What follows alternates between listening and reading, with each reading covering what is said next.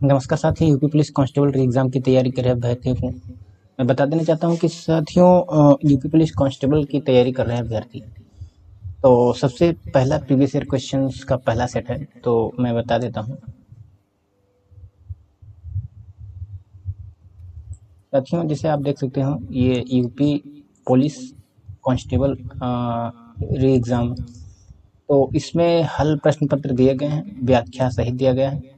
तो सबसे पहले मैं उस पर मतलब क्वेश्चन पे चलूँगा। क्वेश्चन नंबर 1 है, ये आईजीटी लिखा गया है कि वर्ष 2017 में उत्तर प्रदेश के मुख्यमंत्री के रूप में कौन चुने गए थे। तो इसका मतलब इसको सभी लोग जानते होंगे, है ना। तो इसके ऑप्शन हैं, आप ऑप्शन देख सकते हैं।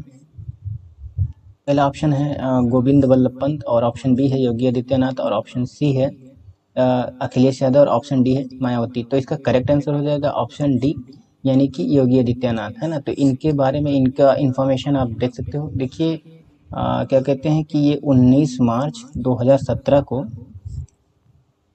मैं यहाँ पे 19 मार्च 2017 को लखनऊ में स्थित काशीराम स्मृति उपवन में आयोजित एक भव्य समारोह में तत्कालीन राज्यपाल राम नाईक ने गौरक्ष पीठेश्वर गोरखपुर संसदीय सीट से लड़कर 5वीं बार योगी आदित्यनाथ मतलब सांसद चुने गए थे और ये मुख्यमंत्री बने, है ना। तो ये मतलब राज्य के रूप में आप 33वें हो गए हैं, क्योंकि 32वें एक बार और बने हैं, और ये व्यक्ति के रूप में 21वें ही रहेंगे। ठीक है, ठीक है, तो ये ध्यान रखना। उसके बाद में अगले क्वेश्चन पे चलेंगे। क्वेश्चन नंबर मतलब इनका इन्फॉर्मेशन ऐसा ही है, आप इसको डिटेल में पढ़ सकते हैं। और फिर अगला क्वेश्चन है आपके स्क्रीन पर कि क्वेश्चन है निम्नलिखित में उत्तर प्रदेश का राजकीय पक्षी कौन सा है ना। तो आप लोग जानते भी होंगे इसका करेक्ट मतलब पहले ऑप्शन सुन लीजिए। ऑप्शन है ये तोता, और ऑप्शन बी है गरुड़, और ऑप्शन सी है रामचिरैया, और ऑप्शन डी है सारस। तो इसका सही आंसर हो जाएगा सारस। लगभग 99% लोग जानते होंगे, है ना। तो इसके बारे में क्या है कि देखिए, जो सारस है ये उत्तर प्रदेश का राजकीय पक्षी है ना। इसको क्रौच के नाम से भी जानते हैं, ठीक है। और राजकीय वृक्ष उत्तर प्रदेश का अशोक है। राजकीय पुष्प जानते ही हो, पलाश जिसे कहते हैं, टेंसु, और राजकीय क्या कहते हैं पशु बारहसिंघा है ना। और राजकीय जो वृक्ष अशोक है, इसका साइंटिफिक नाम है सरिस्का अशोका, ठीक है, ये भी ध्यान रखना। और इसका जो राजकीय फूल है, राजकीय फूल यूपी का ये है पलाश या टेंसु। इसको ब्यूटिया मोनेस्पर्मा बोलते हैं। अब मैं एक बार लिख दे रहा हूँ कि चीज़ें हैं क्या, ठीक है। इसको बोलते हैं मतलब इसका साइंटिफिक नाम है ब्यूटिया मोनस्पर्मा, है ना, मोनस्पर्मा, ठीक है। ब्यूटिया मोनस्पर्मा इसका साइंटिफिक नेम है। और एक बार मैं और बता देता हूँ कि इसको जंगल की आग के नाम से जाना जाता है ना। जंगल की आग के नाम से जाना जाता है। क्यों जाना जाता है? क्योंकि ये सुर्ख लाल होता है और देखने में एकदम आग की तरह प्रतीत होता है। किसका? राजकीय फूल, उत्तर प्रदेश का राजकीय फूल है। इसके बारे में इंफॉर्मेशन मैंने कही है, ठीक है। फिर अगला क्वेश्चन आपके स्क्रीन पे है। अगला क्वेश्चन है कि वर्ष 1937 से 1950 तक उत्तर प्रदेश को किस नाम से जाना जाता था।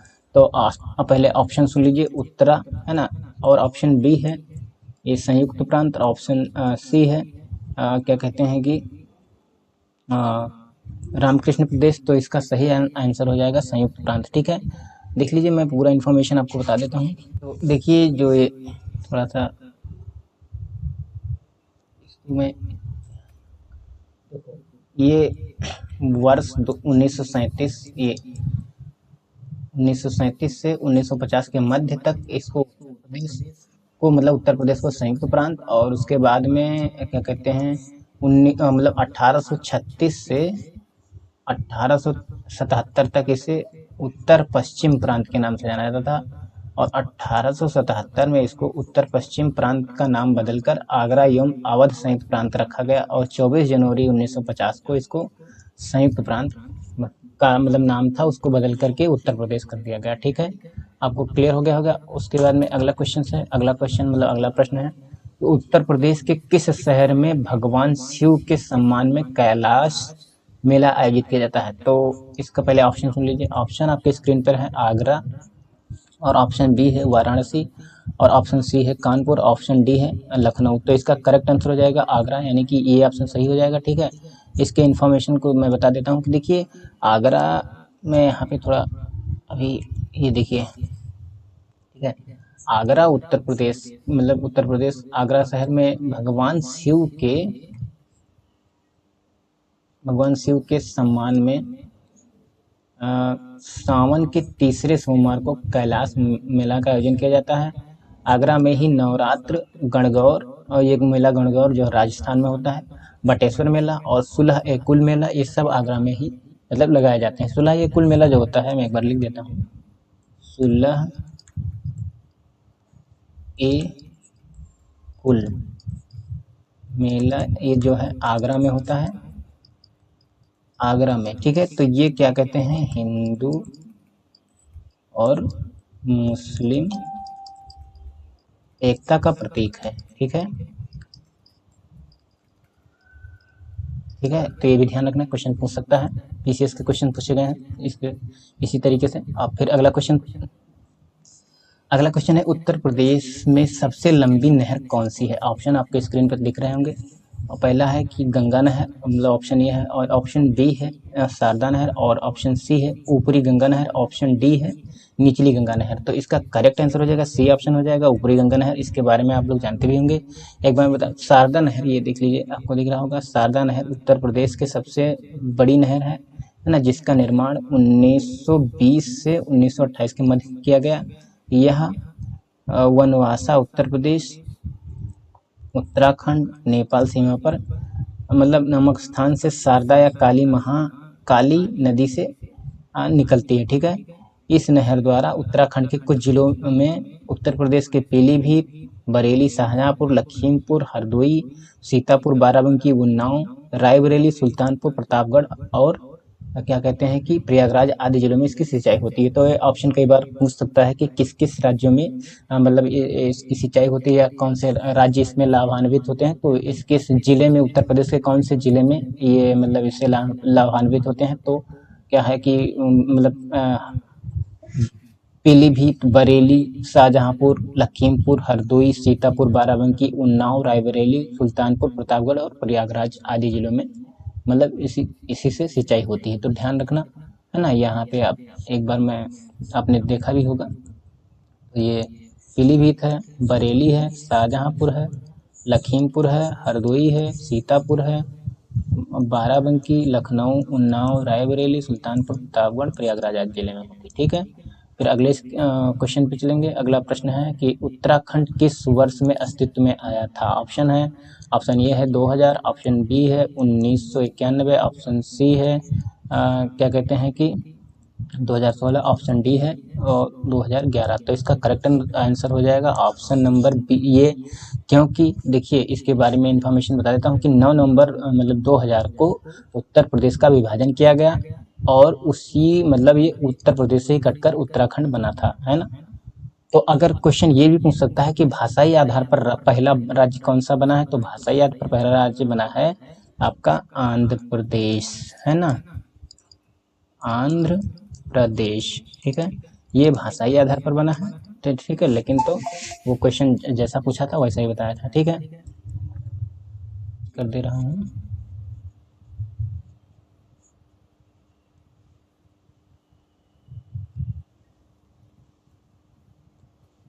फिर अगला क्वेश्चन दिया गया था कि 1930 में सीवी रमन ने मतलब किसके लिए, सीवी रमन को किसके लिए नोबेल प्राइज मतलब जीता था, है ना, कौन सा सेक्टर था, ऐसा क्वेश्चन पूछा गया है। तो ऑप्शन आपके स्क्रीन पर है साहित्य, ऑप्शन ये है, और ऑप्शन बी है शांति, और ऑप्शन सी है भौतिक शास्त्र, और ऑप्शन डी है अर्थशास्त्र। तो इसका करेक्ट आंसर हो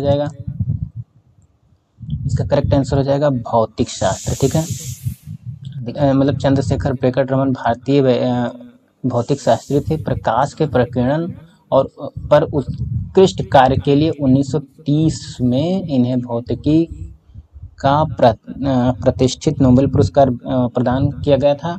और इनका आविष्कार इन्हीं के नाम से, रमन इफेक्ट के नाम से जाना गया था। उसके बाद में इन्होंने 1954 में भारत रत्न मतलब मिला था इनको, और 1957 में लेनिन शांति पुरस्कार मिला था। तो ये कई बार हिडन क्वेश्चन पूछ लेते हैं कि ये तो सभी लोग जानते हैं, तो ये क्वेश्चन ध्यान रखना थोड़ा सा, ये कि 1957 में लेनिन शांति पुरस्कार मिला था, किसको मिला था? सीवी रमन को, चंद्रशेखर ब्रैकेट रमन को। ठीक है, अगला क्वेश्चन है कि यहाँ पे थोड़ा सा, ये विक्रम सेठ द्वारा लिखी गई कौन सी किताब एक कविता के रूप में 10 नीति कथाओं का संग्रह है ना? ये प्रश्न संख्या 8 है, तो इसका आपको बताना है। पहले ऑप्शन सुन लीजिए। ऑप्शन है कि एन एकल म्यूजिक, है ना, ऐसा लिखा है, एन एकल म्यूजिक, और दूसरा है बिस्टली टेल्स, मतलब ऑप्शन बी है, और ऑप्शन सी है मतलब क्या है, द रिवर्ट अर्थ, और ऑप्शन डी है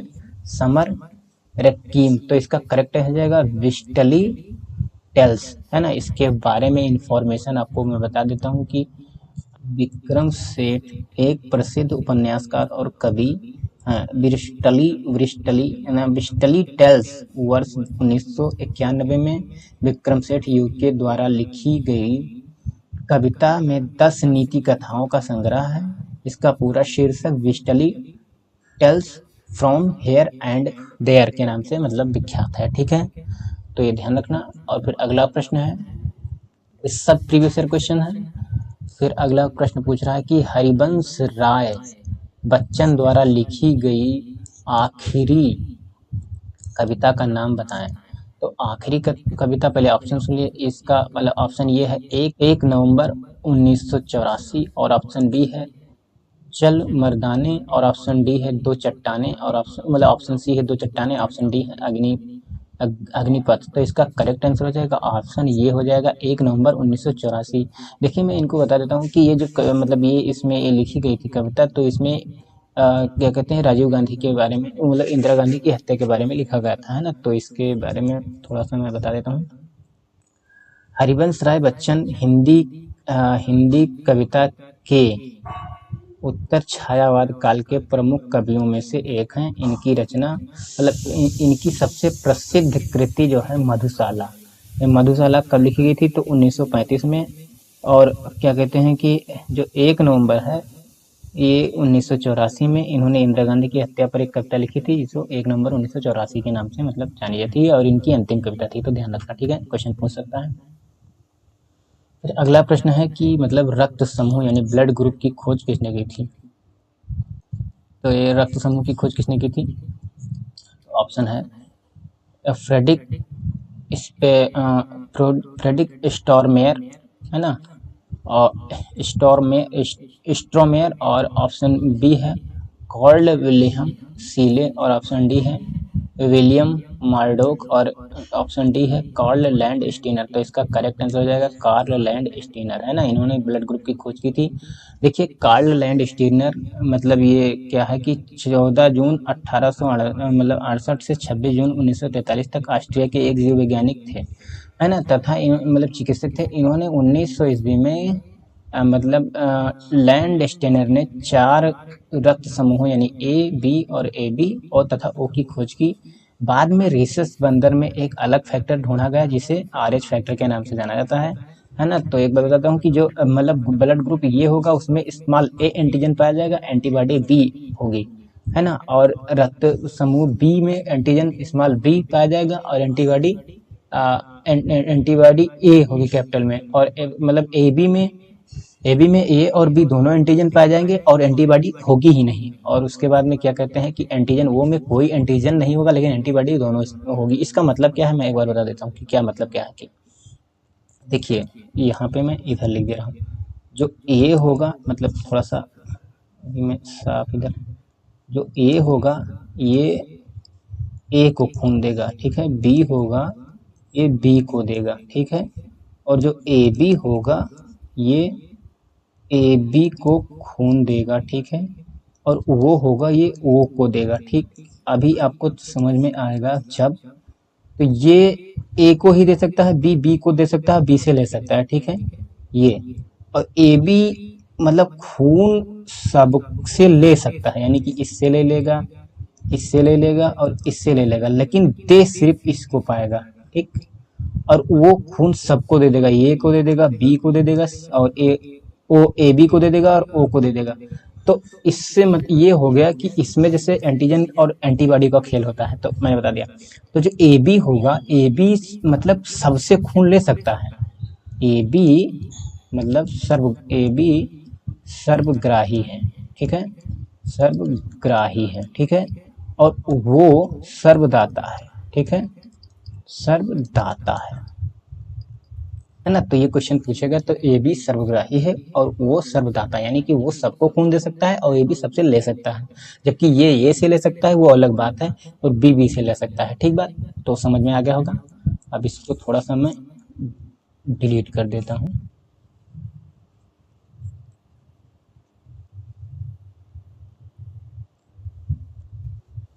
फिर अगले प्रश्न पर आएंगे। अगला प्रश्न है कि मतलब डॉट डॉट करके पॉइंट है ना। क्वेश्चन नंबर 11, एक कंप्यूटर वॉर्म है जो औद्योगिक नियंत्रण प्रणाली को निशाना बनाता है। उसके बाद में क्या है, इसने 2007 में ईरान के परमाणु कार्यक्रम पर आक्रमण किया था, है ना। तो ये इस तरीके से तो ये पूछ रहा है कि कौन सा ऐसा मतलब वॉर्म है ना। वॉर्म जैसे कंप्यूटर में एक वायरस होता है, वॉर्म होता है, तो ये वॉर्म के बारे में पूछ रहा है। तो ना इसका पहले ऑप्शन है कॉन्फिगर, ऑप्शन बी है स्टॉकनेट और ऑप्शन स्टॉक्सनेट, है ना, ऑप्शन बी बोल रहा है, ऑप्शन सी है ज्यूस और ऑप्शन डी है सैसर। तो इसका सही आंसर हो जाएगा, ये हो जाएगा स्टॉक्सनेट, ठीक है, स्टॉकनेट ये वर्म है।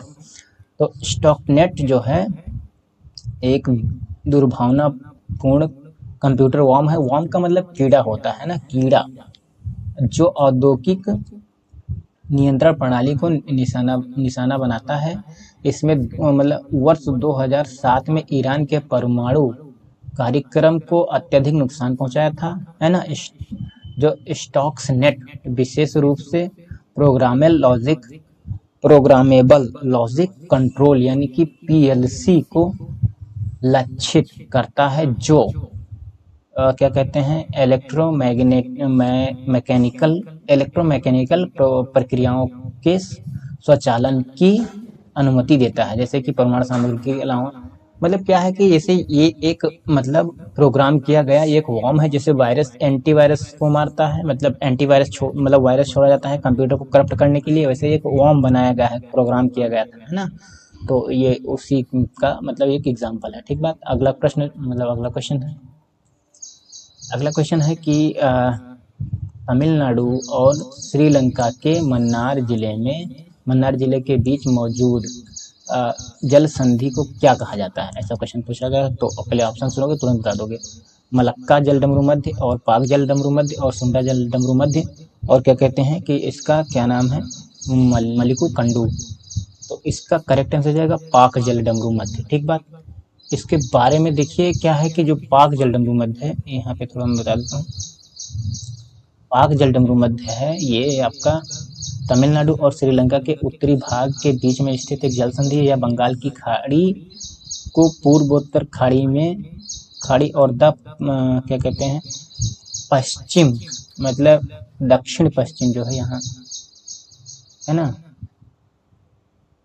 दक्षिण पश्चिम में मन्नार की खाड़ी को जोड़ता है। इस जल डमरू मध्य की चौड़ाई 53 से 82 किलोमीटर है, ठीक बात। और इस जल डमरू मध्य का नाम रॉबर्ट पॉक के नाम से मतलब रखा गया था, जब ब्रिटिश राजा के दौरान मद्रास प्रेसिडेंसी के गवर्नर थे। मद्रास प्रेसिडेंसी के गवर्नर थे, कौन थे, रॉबर्ट पॉक। तो इसी के नाम से पाक जल डमरू मध्य नाम रखा गया है। कौन कौन, तमिलनाडु और श्रीलंका के बीच जो मन्नार जिले में स्थित है, उसी जल संधि को पाक जल डमरू मध्य के नाम से जाना जाता है, ठीक बात, कंफर्म हो गया होगा। अब अगला प्रश्न है कि निम्नलिखित में से संयुक्त राज्य अमेरिका के किस राज्य की सीमा संयुक्त राज्य के किसी अन्य राज्य की सीमा के साथ साझा नहीं करता है।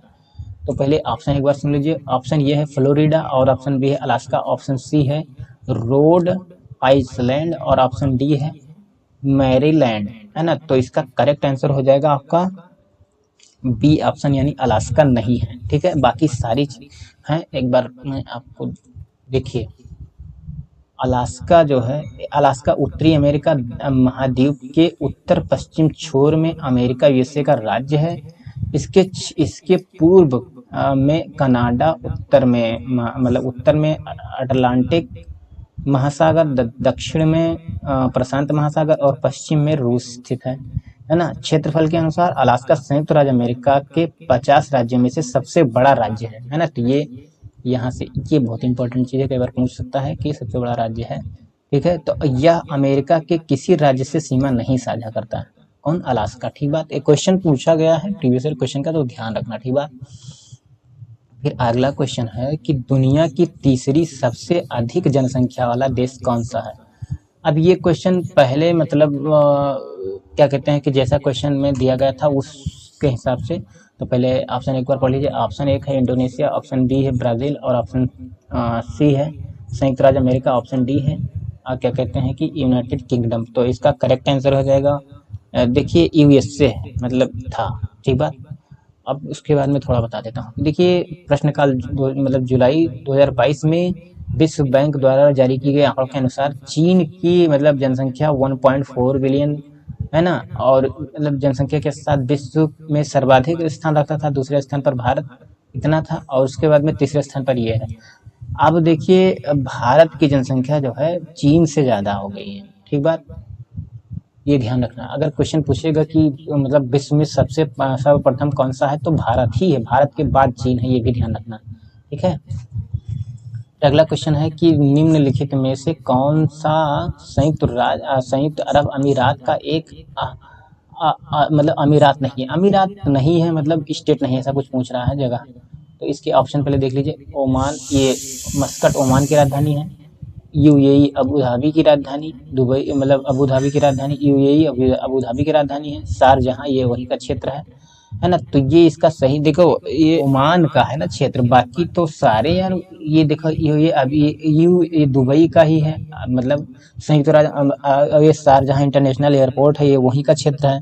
अबू धाबी भी वहीं का क्षेत्र है, लेकिन मस्कट जो है ओमान में पड़ता है, तो ये ध्यान रखना है ना।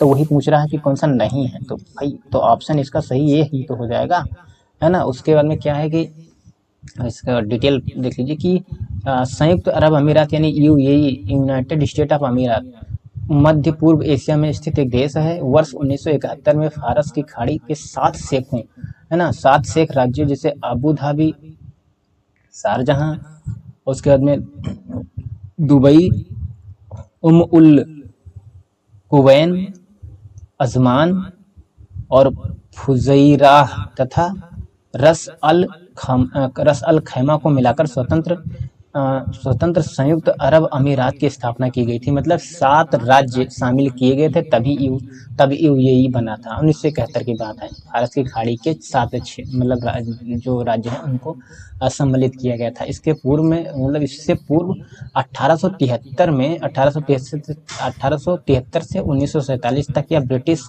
भारत के अधीन था। उसके बाद इसका शासन लंदन के विदेश विभाग से संचालित होने लगा और 2 दिसंबर 1971 को यह यूनाइटेड किंगडम से स्वतंत्र हुआ। मस्कट ओमान की राजधानी है, मैंने पहले ही बता दिया। तो ये 7 शेख राज्यों ने मिलकर इसको बनाया था। इसमें से कौन कौन शामिल थे मैंने बता दिया। अबू धाबी, शारजहां, दुबई, उल कुवैन, अजमान और फुजुइराह तथा रस अल खैमा को मिलाकर बनाया गया था। ठीक है, 7 ध्यान रखना, क्वेश्चन पूछ ले सकता है। अगला प्रश्न है कि निम्नलिखित में से कौन सा शहर बहरीन की राजधानी है। ठीक बात, तो ये क्वेश्चन पूछा। देखिए टर्की यानी तुर्की की राजधानी अंकारा, करेंसी लीरा चलती है। और कतर की राजधानी दोहा है। मनामा, बहरीन की राजधानी मनामा, करेंसी दिनार। और बेरूत किसकी राजधानी है? लेबनान की राजधानी बेरूत है। ठीक है, ध्यान रखना। तो इसका मतलब सही आंसर हो जाएगा बहरीन की राजधानी मनामा, करेंसी साथ दिनार चलती। तो ये बहरीन की राजधानी है। इसके बारे में इंफॉर्मेशन एक बार क्या है कि बहरीन की राजधानी मनामा है। यह बहरीन का सबसे बड़ा शहर है, जबकि बेरूत, सारी चीज़ें मैंने बोल ही दिया है ना। डट डट करके है कि पहली महिला लोकसभा अध्यक्ष कौन थी, है ना, ये पूछ रहा है कि। तो देखिए सुषमा स्वराज पहली महिला विदेश मंत्री थी, मीरा कुमार ये पहली महिला लोकसभा अध्यक्ष थी, प्रतिभा देवी सिंह पाटिल ये पहली महिला राष्ट्रपति थी, सुमित्रा महाजन ये मतलब ये भी लोकसभा अध्यक्ष बन चुकी हैं। तो ध्यान रखना अपने समझे तो ये इसका सही आंसर तो बी ही हो जाएगा। इसके बारे में देख लीजिए क्या है कि श्रीमती मीरा कुमार लोकसभा की पहली महिला मतलब स्पीकर के रूप में 2009 से 2014 तक निर्विरोध मतलब चुनी गई थी, और इन्होंने 2017 में राष्ट्रपति के चुनाव में यूपीए के उम्मीदवार से मतलब लड़ा था, लेकिन रामनाथ कोविंद के विरुद्ध लड़ा है, जिन्होंने ये पराजित हो गई थी और जीते थे। और इसमें बात किया जाए तो वर्तमान में लोकसभा के अध्यक्ष जो है ओम बिरला है, ध्यान रखना, ठीक बात। फिर अगला प्रश्न है स्वतंत्रता संग्राम 1857 का सिपाही विद्रोह किस शहर में हुआ था। तो आप इसको लगभग 99.9% जानते होंगे, झांसी इसका, उसके बाद में ऑप्शन बी हैदराबाद और option C Delhi, option D Meerut. तो इसका मेरठ होगा। इसके बारे में थोड़ा इन्फॉर्मेशन बता देता हूँ कि देखिए क्या है कि देखिए भारतीय स्वतंत्रता हेतु मतलब प्रथम सशस्त्र विद्रोह जो है जिसे सिपाही विद्रोह भी कहा जाता है, ये 10 मई, ये डेट थोड़ा सा बहुत ज़्यादा इंपॉर्टेंट हो जाता है। तो 10 मई 1857 को मेरठ से प्रारंभ हुआ था। उसके बाद में 11 मई 1857 विद्रोह ने दिल्ली पर अधिकार कर बहादुर शाह जफर को बहादुर शाह जफर द्वितीय को पुनः भारत का सम्राट और विद्रोह नेता घोषित किया था, है ना। तब घोषित किया था, उस थोड़ा सा मैं बता देता हूँ क्या है क्या मामला। देखिए ये 1857 की क्रांति के बहुत सारे कारण थे, तात्कालिक कारण थे, धार्मिक कारण थे और बहुत सारे कारण थे। तो मैं बता देता हूँ, कई बार क्षेत्र पूछा जाता है कि कहाँ से क्या थे। तो नाना साहब, है ना, ये कानपुर से, ठीक बात, और तात्या टोपे भी कानपुर से थे, लिख देता हूँ तात्या टोपे, है ना, ये भी कानपुर से थे। और बहादुर शाह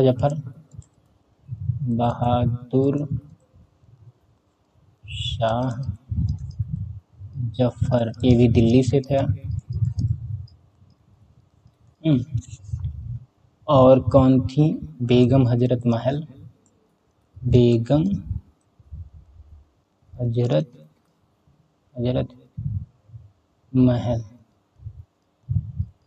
लखनऊ। और क्या कहते हैं, ये सब तो सभी लोग जानते होंगे। एक मैं इम्पोर्टेंट बता देता हूँ, ये थोड़ा सा मैं इसको डिलीट,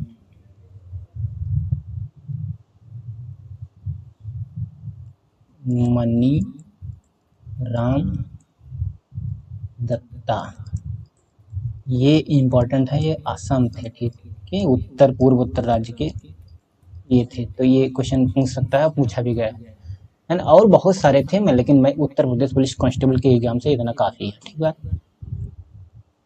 इसको हमको इरेज करना पड़ेगा, है ना, पेन टाइप की आदत नहीं है, धीरे धीरे लग जाएगी तो पढ़ा ही दूंगा।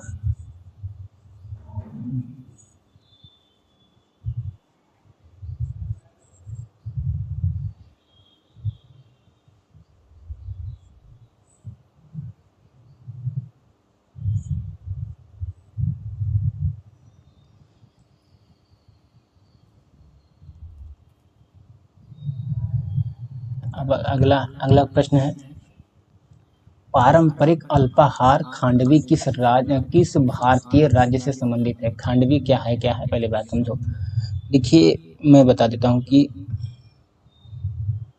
ये पहले ऑप्शन सुनिए। ऑप्शन ये है गुजरात, ऑप्शन बी है कर्नाटक और ऑप्शन सी है पश्चिम बंगाल, ऑप्शन डी है बिहार। तो इसका करेक्ट आंसर है गुजरात। देखिए ये खांडवी है क्या है, देखिए ये खांडवी गुजराती एक व्यंजन है, ठीक है। खांडवी में तेल बहुत कम ही मतलब मात्रा में डाला जाता है और इसमें अधिक मिर्च मसाला नहीं होता है, ठीक है।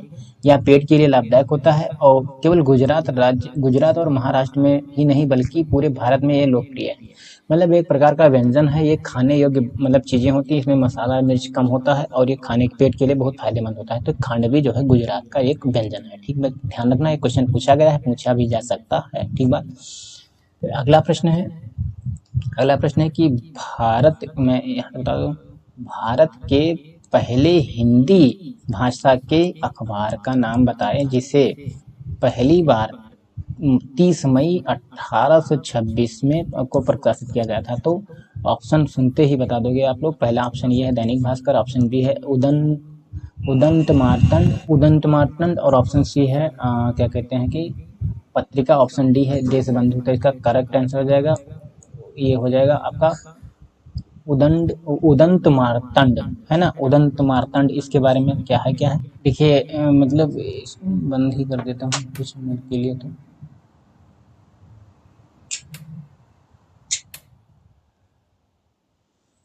तो इसका ऑप्शन हो जाएगा, मतलब डी ऑप्शन है। उसके बाद में पूरा इन्फॉर्मेशन मैं बता देता हूँ कि देखिए 30 मई 1826 को कोलकाता से जुगल किशोर द्वारा हिंदी में प्रकाशित उदंत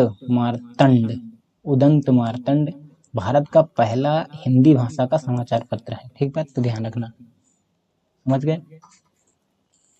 अगला प्रश्न है कि इनमें से कौन सी गेहूं की उच्च पैदावार देने वाली बीज किस्म है जिसका भारत में हरित क्रांति में योगदान था। ठीक है, तो वो उस किस्म का नाम पूछ रहा है। तो पहले ऑप्शन ये है इंदिरा सोना, ऑप्शन बी है लरमा रोजो और ऑप्शन सी है क्या कहते हैं कि राइज तेज, ऑप्शन डी है अंकुर। तो इसका करेक्ट आंसर हो जाएगा आपका, इसका करेक्ट आंसर हो जाएगा लरमा रोजो। ठीक है, देखिए जो मतलब लरमा रोजो जो है ये क्या कहते हैं कि गेहूं की लरमा रोजो उच्च पैदावार वाली बीज किस्म का मतलब भारत की हरित क्रांति में बहुत बड़ा योगदान था। हरित क्रांति का तात्पर्य आधुनिक तकनीकों व सुविधाओं का अधिकतम प्रयोग करके खाद्यान्न उत्पादन में तीव्र वृद्धि करना है। भारत की हरित क्रांति में मतलब नॉर्मन बोरलॉग तथा एमएस स्वामीनाथन जैसे कृषि वैज्ञानिकों का विशेष योगदान रहा है। ठीक है, तो हरित क्रांति के समय जो है जो गेहूं की पैदावार मतलब उच्च किस्म की गेहूं की पैदावार कर रही थी, तो उस किस्म का नाम है लरमा रोजो। ये क्वेश्चन पूछा गया है और इसका सही आंसर बी ऑप्शन सही है। ठीक बात। फिर अगला प्रश्न है कि फरवरी 1948 में भारतीय संविधान के प्रारंभिक मसौदे को किसने तैयार किया था। ठीक है, ऑप्शन ये है व्यवहार राम मनोहर सिन्हा और ऑप्शन बी है नंदलाल बोस, ऑप्शन डी है श्यामा प्रसाद मुखर्जी और ऑप्शन डी है बेनेगल नरसिंहा राव। चाहे ये मसौदा यहाँ कहाँ लिख दूँ मैं यहाँ लिख देता हूँ। चाहे ये मसौदा समिति पूछे, चाहे पांडु लेखन समिति पूछे, चाहे ड्राफ्ट कमेटी पूछे, चाहे मसौदा समिति, चाहे पांडुलेखन, चाहे प्रारूप भी पूछे, बात एक ही होगा। ठीक है, तो मसौदा पूछा है तो BN राव ही होंगे, बेनेगल नरसिंहा राव। ठीक बात, तो BN राव यानी बेनेगल नरसिंहा राव भारत की संविधान सभा के सदस्य थे। BN राव एक भारतीय सिविल सेवक, राजनयिक और न्यायविद थे।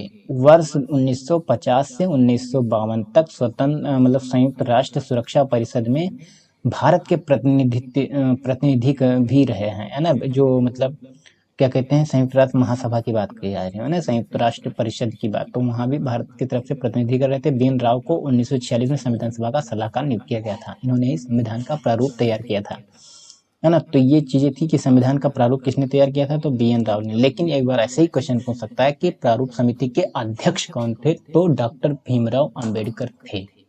ठीक, ध्यान रखना।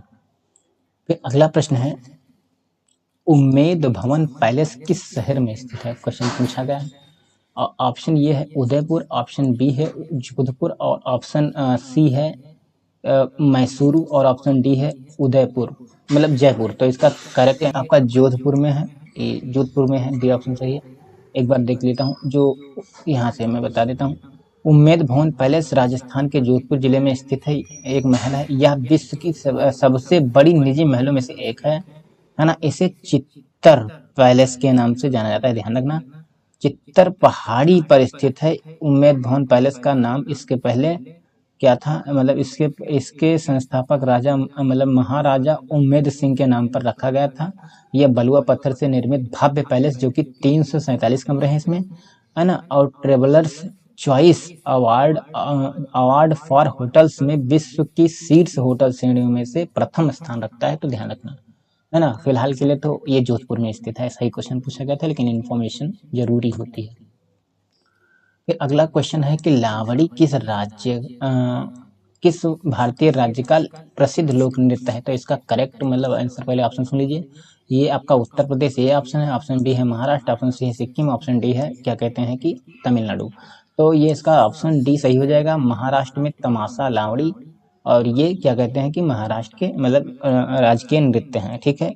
लावड़ी दो प्रकार की होती है, पहले एक बार समझ लीजिए। लावड़ी महाराष्ट्र का सबसे मतलब लोकप्रिय प्रसिद्ध लोक नृत्य है। लावड़ी जो है नृत्य विषय वस्तु नहीं, बल्कि विषय वस्तु कहीं से भी ली जा सकती है, ठीक है। लेकिन वीरता, प्रेम, भक्ति और दुख जैसी भावनाओं को प्रदर्शित करने के लिए यह एक विशेष शैली उपयुक्त है। संगीत, कविता और तथा फिर लिखा है कि मतलब नृत्य, नाटक सभी मिलाकर लावड़ी बनते हैं। लावड़ी मतलब दो प्रकार के हैं, जैसा बता, निर्गुणी लावड़ी और श्रृंगेरी लावड़ी, तो ना, तो ध्यान रखना। फिर अगला क्वेश्चन मतलब अगला प्रश्न है। अगला प्रश्न क्या है कि यहाँ से मैं बता देता हूँ कि वह कौन सा अंतिम वर्ष था जब भारत में रेल बजट और केंद्रीय बजट अलग अलग प्रस्तुत किया गया था, है ना। तो ये आपको बताना है। पहले ऑप्शन एक बार, ऑप्शन है कि 2016, ऑप्शन बी है 2012, ऑप्शन सी है 2008 और ऑप्शन डी है 2004। तो इसका करेक्ट आंसर हो जाएगा मतलब ऑप्शन ये, यानी 2016 में। थोड़ा सा ये ध्यान रखना, है ना। देखिए कि क्या है 2016 का अंतिम वर्ष था जब भारत में रेल बजट और केंद्रीय बजट को मतलब केंद्रीय बजट अलग प्रस्तुत होता था। यह 25 फरवरी 2016 को तत्कालीन रेल मंत्री सुरेश प्रभाकर प्रभु द्वारा प्रस्तुत किया गया था। धातव्य है कि एकवर्थ समिति की रिपोर्ट के अनुसार 1924 से रेल एवं केंद्रीय बजट को अलग अलग प्रस्तुत किया जाता था, लेकिन 2017 के बजट से रेल बजट को केंद्रीय बजट में ही मिला लिया गया, तो एक ही में प्रस्तुत किया जाता है ना। अब ध्यान रखना, क्वेश्चन पूछा गया था तो मैंने बताया, है ना। फिर अगला प्रश्न है कि वर्ष 1973 से 1773 से 1785 तक वस्तुतः भारत के पहले गवर्नर जनरल कौन थे, है ना। तो ये क्वेश्चन पूछा गया। तो ऑप्शन ये है वॉरेन हेस्टिंग, ऑप्शन बी है लॉर्ड मिंटो, ऑप्शन सी है George Watson and option D है विलियम जॉर्ज वॉकर्स। तो इसका करेक्ट आंसर हो जाएगा वॉरेन हेस्टिंग, ठीक बात, है ना, ध्यान रखना। और ये देखिए वॉरेन हेस्टिंग 1772 से 1785 रेगुलेटिंग एक्ट 1773 के द्वारा बंगाल प्रांत का गवर्नर संपूर्ण भारत का गवर्नर जनरल बना दिया गया और उसका कार्यकाल मतलब 5 वर्ष निर्धारित किया गया था। इसी प्रकार वॉरेन हेस्टिंग भारत के प्रथम गवर्नर जनरल थे, ध्यान रखना। फिर अगला प्रश्न है कि निवेश जानकारी और क्रेडिट रेटिंग एजेंसी ICRA का मुख्यालय कहाँ है, ठीक है। तो ऑप्शन जैसे ही सुनोगे तो बता दोगे। ऑप्शन ये है मुंबई, ऑप्शन बी है क्या कहते हैं गुरुग्राम, और ऑप्शन बी है बेंगलुरु, ऑप्शन सी है गुरुग्राम, ऑप्शन डी है चेन्नई। तो इसका करेक्ट आंसर हो जाएगा मतलब ऑप्शन इसका करेक्ट आंसर हो जाएगा क्या कहते हैं गुरुग्राम में, ठीक बात, है ना। तो एक बार मैं पूरा मतलब एक बार मैं इन्फॉर्मेशन बता देता हूँ कि जो निवेश जानकारी और क्रेडिट रेटिंग एजेंसी की स्थापना 1991 में हुई थी और इसे मूल रूप से investment information and credit rating agency of India limited यानी कि IICRA इंडिया का मतलब इंडिया नाम दिया गया था, या मूडीज और विभिन्न भारतीय वाणिज्य बैंकों और वित्तीय सेवाओं के बीच एक संयुक्त उद्यम था, है ना। 13 अप्रैल 2007 को यह इकरा लिमिटेड के रूप में बॉम्बे स्टॉक एक्सचेंज और नेशनल स्टॉक एक्सचेंज में मतलब लिस्टेड हुआ। इसका मुख्यालय गुरुग्राम में, ठीक बात, ध्यान रखना। फिर अगला प्रश्न है कि भारत सरकार ने निम्नलिखित में से किस द्वीप में पर्यटन को अवैध बना दिया है? तो ये ऑप्शन पहले ही सुन लोगे तो बताओगे। ऑप्शन ए है प्रिस्टिलन द्वीप, और ऑप्शन बी है पेम्बा द्वीप, ऑप्शन सी है मेट्रोलिन द्वीप, ऑप्शन डी है सेंटिलन द्वीप। तो इसका करेक्ट आंसर हो जाएगा आपका क्या कहते हैं कि सेंटिलन द्वीप। ठीक बात, सेंटिलन द्वीप है ना। इसके बारे में बता देता हूँ कि जो है कि क्या है कि सेंटिलन द्वीप बंगाल की खाड़ी में स्थित अंडमान और निकोबार द्वीप समूह का एक द्वीप है। सेंटिली जनजाति की सुरक्षा व संरक्षण हेतु भारत सरकार ने सेंटिलन द्वीप में पर्यटन को अवैध माना है, क्योंकि विदेशी पर्यटकों के आवागमन से इन जनजातियों में असुरक्षा का भय उत्पन्न हो जाता है, जिसके कारण इन्हें मतलब इन जनजातियों ने कई विदेशी पर्यटकों की हत्या भी कर दी थी। देखिए मतलब ये जो सेंटिलन द्वीप है, मतलब वहाँ कुछ जनजातियां मतलब हैं, तो वो अपनी सुरक्षा के लिए मतलब विदेशी व्यक्तियों को वो मारती वो असुरक्षा फील करते हैं, इसीलिए भारत सरकार ने वहाँ पे मतलब पर्यटन की दृष्टि से वहाँ पे बैन ही लगा दिया है। ठीक, ध्यान रखना। फिर अगला प्रश्न क्या है कि सितंबर 2018 में किस भारतीय राज्य के पहले नागरिक विमानपत्तन का उद्घाटन किया गया था? तो इसका मतलब ऑप्शन पहले है सिक्किम, और ऑप्शन बी है मिजोरम, और ऑप्शन सी है मतलब नागालैंड, और ऑप्शन डी है मणिपुर, है ना। तो इसका करेक्ट आंसर हो जाएगा सिक्किम, है ना, सिक्किम है। तो एक बार में सिक्किम ही है। ठीक बात, इसको मैं पहले पढ़ता हूँ क्या है। देखिए 24 सितंबर 2018 को प्रधानमंत्री नरेंद्र मोदी ने भारत के 100वें और सिक्किम के पहले प्योंगयांग ग्रीनफील्ड हवाई अड्डे का उद्घाटन किया, है ना। यह हवाई अड्डा गंगटोक से लगभग 30 किलोमीटर की दूरी पर स्थित है। इस हवाई अड्डे की आधारशिला वर्ष 2009 में रखी गई थी। यह हवाई अड्डा यह हवाई अड्डा 201 एकड़ से ज्यादा फैला हुआ है, और यह समुद्र तल से 45 समुद्र 4500 मीटर 500 फीट की ऊंचाई पर बसे प्योंगयांग गांव में लगभग 2 किलोमीटर ऊपर एक पहाड़ी की चोटी पर बनाया गया है। यह भारत चीन सीमा के करीब 60 किलोमीटर दूर है ना। तो ध्यान रखना। ठीक बात। अगला प्रश्न है कि स्वतंत्र भारत के पहले रक्षा मंत्री कौन थे? तो बलदेव वही थे, लेकिन ऑप्शन ये है कैलाश नाथ काटजू, ऑप्शन बी है वीके कृष्ण मेनन, और ऑप्शन सी है बलदेव सिंह, और ऑप्शन डी है यशवंत राव चौहान। तो इसका करेक्ट आंसर हो जाएगा बलदेव सिंह। ठीक बात है ना। इंफॉर्मेशन के लिए मैं बता दूं, स्वतंत्र भारत के पहले क्या कहते हैं कि रक्षा मंत्री बलदेव सिंह थे, जिन्होंने 1947 से 1952 के दौरान प्रधानमंत्री जवाहरलाल नेहरू के मंत्रिमंडल में सेवा दी थी। वर्तमान में रक्षा मंत्री ये राजनाथ सिंह है रक्षा मंत्री, ध्यान रखना। ठीक है। अगला प्रश्न है सरदार वल्लभ भाई पटेल की स्टैच्यू ऑफ यूनिटी किस नदी पर स्थित एक द्वीप पर किस नदी पर स्थित एक द्वीप पर है? मतलब कि सरदार वल्लभ भाई पटेल की जो मूर्ति बनाई गई थी तो वो किस नदी पर है, किस नदी के द्वीप पर है? तो ऑप्शन ए है नर्मदा, ऑप्शन बी है साबरमती, ऑप्शन सी है तापी, ऑप्शन डी है माही। तो करेक्ट आंसर है नर्मदा नदी, जो कि गुजरात में स्थित है। ठीक है। देखिए स्टैच्यू ऑफ यूनिटी भारत के प्रथम उप प्रधानमंत्री तथा प्रथम गृह मंत्री वल्लभ भाई पटेल को समर्पित एक स्मारक है, जो नदी जो है कहाँ, साधु बेट नामक स्थान पर है। यह विश्व की नर्मदा नदी के पास है ना।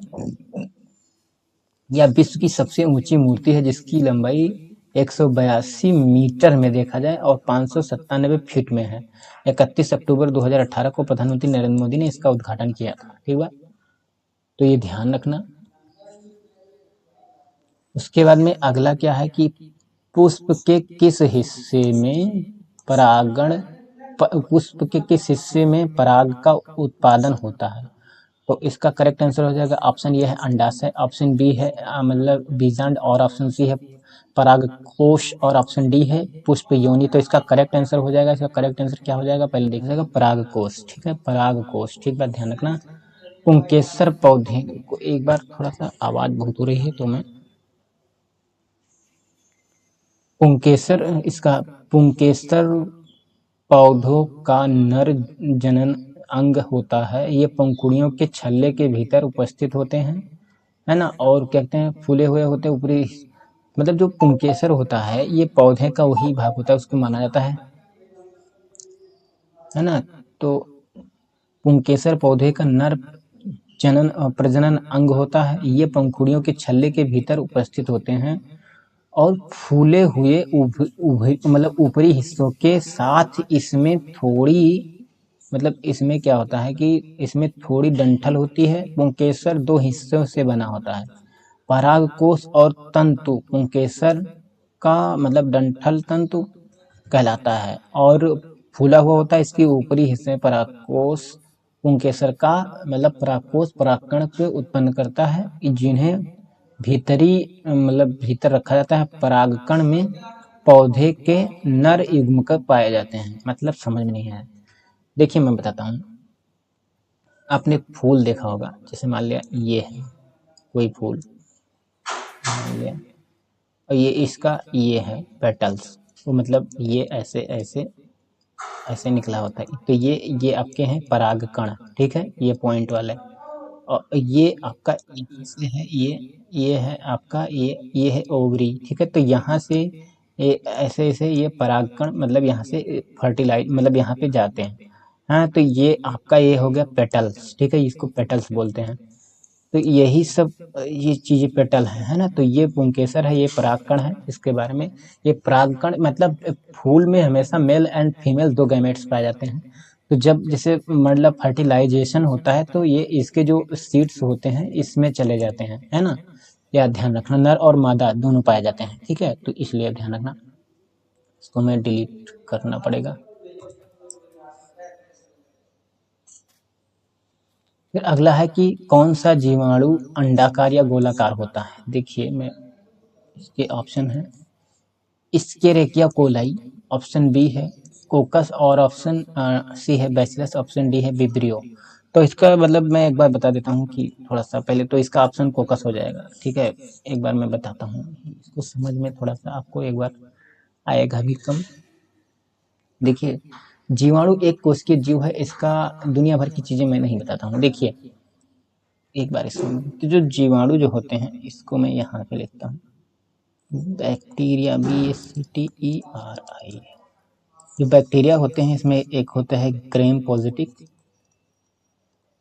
एक होता है ग्रेम नेगेटिव, ठीक है। तो ये अलग इस सेक्शन वाइज होता है। इसमें बहुत सारे होते हैं, कोकस होता है ना, और एक होता है बैसिलस।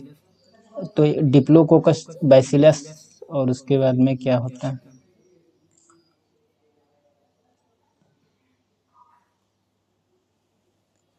कोलाई होता है, ठीक है। उसके बाद में क्या होता है कि कोलाई के बाद में होता है बैसिलस,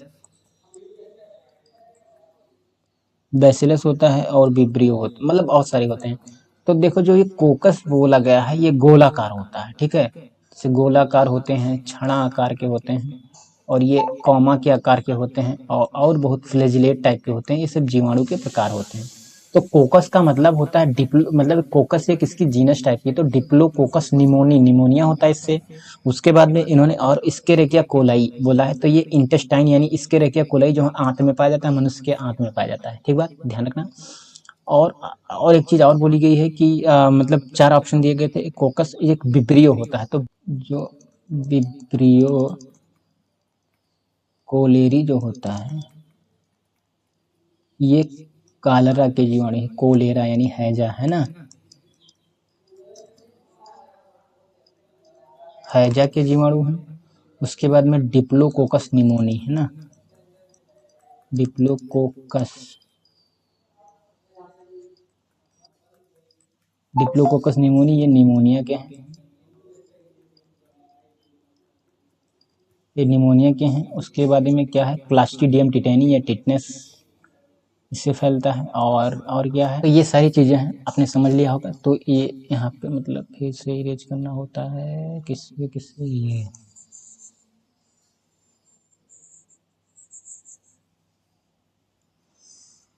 फिर अगला प्रश्न है कि बैंगनी रंग के प्रकाश की तरंगदैर्घ्य लगभग कितनी होती है? तो ऑप्शन सुनते ही बताओगे आप। ऑप्शन ये है 10 से 12 पीएम, और फिर ऑप्शन बी है 1 से 12 एमएम, है ना। उसके बाद में 455 से 390 नैनोमीटर एनएम। उसके बाद में 230 से 300 10 पीएम। तो इसका करेक्ट आंसर हो जाएगा 455 से 390 एनएम होता है। ठीक है, तो प्रकाश में रंग का क्रम सबसे छोटी तरंगदैर्घ्य तथा छोटी तरंगदैर्घ्य से सबसे छोटी तरंगदैर्घ्य से सबसे तरंगदैर्घ्य की ओर व्यवस्थित किया जाता है, जिससे इसे प्रकाश का दृश्य स्पेक्ट्रम कहा जाता है। बैंगनी रंग के प्रकाश की तरंगदैर्घ्य 455 से 390, और लाल रंग की बात की जाएगी तो ये 740 से 662 नैनोमीटर। उसके बाद में नारंगी की बात की जाएगी तो 625 से 590, और पीले रंग की बात की जाएगी तो 590 से 565 नैनोमीटर। हरे रंग की बात की जाएगी, हरे रंग की प्रकाश की बात की जाएगी तो 565 से 500 नैनोमीटर, जबकि नीले रंग की तो 440 से 500 और 485 तक होती है ना। तो ये पूछा गया क्वेश्चन है, तो इसको ध्यान भी रखना। फिर अगला प्रश्न है कि मक्खन है क्या है? तो मक्खन मतलब किसका उदाहरण है? ऑप्शन देखते हैं। निलंबन ऑप्शन ये है, ऑप्शन बी है कोलाइड, और ऑप्शन सी है पायस, ऑप्शन डी है मिश्रण। तो ये जितने मक्खन है, दूध है, क्रीम है, ये सब पायस के एग्जाम्पल होते हैं। ठीक है, पायस एमुलेशंस मतलब क्या है? दो या दो से अधिक मिश्रण, ये तरल पदार्थों से बना एक मिश्रण है। एक तरल परिक्षेपण प्रावस्था अन्य तरल जो है से फैला होता है। मक्खन, मार्जरीन, दूध, क्रीम इत्यादि सब पायस के उदाहरण है ना। इसका जो ये इसके थिकनेस के अकॉर्डिंग इस पे जस्टिफाई किया जाता है, गाढ़ेपन से पता लगता है। ठीक बात, ध्यान रखना। फिर अगला प्रश्न क्या है कि निम्न में से किस लवण में क्रिस्टलन जल के 10 अणु नहीं होते हैं? तो इसको जानने से पहले आपको पहला नंबर तो फार्मूला जानना होता है। अगर फार्मूला नहीं जानोगे तो काम हो नहीं पाएगा। तो जैसे इन्होंने कहा है कि क्या कहते हैं, गैवेर सॉल्ट, और ऑप्शन बी है वॉशिंग सोडा, और ऑप्शन सी है बोरेक्स, ऑप्शन डी है एप्सम सॉल्ट। तो इसके पहले तो ऑप्शन विदाउट ऑप्शन के तो कल्याण होगा नहीं है। तो सबसे पहले ऑप्शन फार्मूला, तो सबसे पहले इसके फार्मूले में Epsom salt.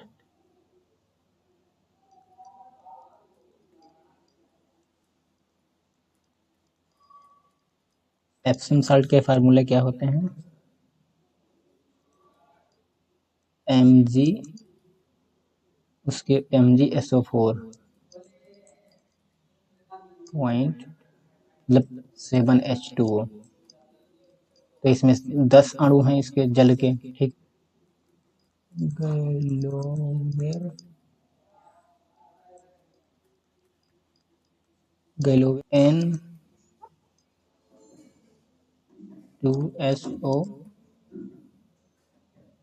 N2SO4 into 10H2O, इसमें 10 हैं तो ये है। उसके बाद में अगला फिर क्या है? Washing soda.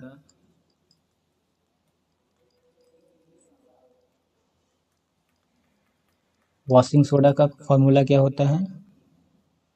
Na2CO3 10H2O, इसमें भी 10 अणु हैं।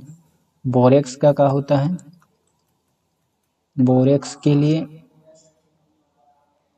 Na2, उसके बाद में B4O7, उसके बाद में 10H2O। तो ये तीनों में ये तीनों में 10 अणु हैं, और उसको पूछा है कि नहीं तो ये एप्सम साल्ट में नहीं होंगे, इसलिए इसका ऑप्शन हो जाएगा क्या कहते हैं, सॉल्ट हो जाएगा। ठीक है, क्योंकि इसमें 10 अणु नहीं है, 7 अणु हैं। अब यहाँ से लिखी गई बातें हैं, इसको आप पढ़ लेना, मैंने सॉल्व कर ही दिया। इसको थोड़ा सा मैंने इरेज करना होता है। है कि वर्ष 1887 में इलाहाबाद विश्वविद्यालय की स्थापना किसने की थी? तो ऑप्शन सुनते ही आपको लगेगा कि है डॉक्टर सर्वपल्ली राधाकृष्णन, और ऑप्शन बी है मतलब जोनाथन जोनाथन डंकन, और ऑप्शन बी है सर विलियम म्योर, और मतलब ऑप्शन सी है सर विलियम म्योर, और ऑप्शन डी है मदन मोहन मालवीय। तो इसका करेक्ट आंसर अभी आप लोगों को लगता होगा मदन मोहन मालवीय, जो कि है नहीं है ना। तो इसके सही आंसर हो जाएगा सर विलियम म्योर। कैसे हैं क्या है पूरी डिटेल आप पढ़ो पहले। लिखा है इलाहाबाद विश्वविद्यालय भारत का एक केंद्रीय विश्वविद्यालय है जिसे पूर्व के ऑक्सफोर्ड के नाम से ही जाना जाता है। ठीक बात। इसकी स्थापना 23 सितंबर 1887 को एल्फ्रेड लायर की प्रेरणा से हुई थी। 1873 में इलाहाबाद में मेयर कॉलेज की स्थापना हुई, जो मतलब आगे चलकर इलाहाबाद विश्वविद्यालय के रूप में मतलब सुप्रसिद्ध विख्यात हुआ, ध्यान रखना विकसित हुआ। ठीक बात। तो ये ध्यान होगा, एक करेक्ट होगा। फिर अगला प्रश्न है क्या कि पहली महिला मुख्यमंत्री वर्ष 1963 में नियुक्त की गई, जिन्होंने किस भारतीय राज्य सरकार का नेतृत्व किया, है ना। तो ऑप्शन है अब उत्तर प्रदेश, ये ऑप्शन बी है तमिलनाडु, ऑप्शन सी है पश्चिमी बंगाल, ऑप्शन डी है असम। तो इसका करेक्ट आंसर है उत्तर प्रदेश, क्योंकि सुचेता कृपलानी थी, है ना। तो ये देखिए भारत की प्रथम महिला मुख्यमंत्री सुचेता कृपलानी, जो कि 1963 से 67 तक रही, उत्तर प्रदेश की मुख्यमंत्री थी। सुचेता कृपलानी एक भारतीय महिला मतलब स्वतंत्रता सेनानी राजनीतिज्ञ थी। सुचेता कृपलानी उन दिनों, है ना, महिलाओं में से शामिल थी जिन्होंने बापू के करीब रहकर देश की आज़ादी की नींव रखी, है ना। वह नवाखली यात्रा में साथ थी, है ना, नवाखली यात्रा में साथ थी। तो भारत की पहली महिला मुख्यमंत्री तब भी सुचेता कृपलानी, और उत्तर प्रदेश की पहली महिला मुख्यमंत्री तब भी सुचेता कृपलानी, जबकि राज्यपाल सरोजिनी नायडू है। तो ये ध्यान रखना है। ठीक बात, ठीक है। तो ये अगला आ गया मैथ, तो मैथ वाला सेक्शन बाद में किया जाएगा। तब तक के लिए बहुत बहुत धन्यवाद।